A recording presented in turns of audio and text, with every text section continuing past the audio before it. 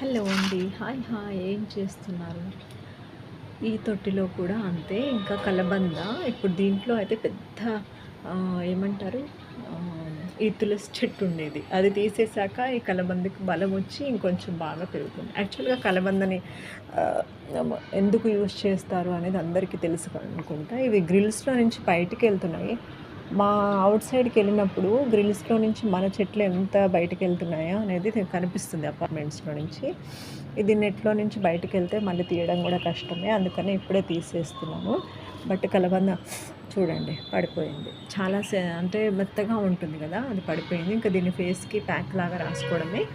ఇది కూడా సేమ్ హెయిర్‌కి యూజ్ చేస్తే చాలా మంచిదండి. పిల్లలకి కంపల్సరీ హెయిర్ గ్రోత్‌కి కలబందని యూజ్ చేయండి. వాల్‌నట్స్, ఆకుకూరలు పెట్టండి. ఇది నా suggestion. Please subscribe my channel. ఓకేనా?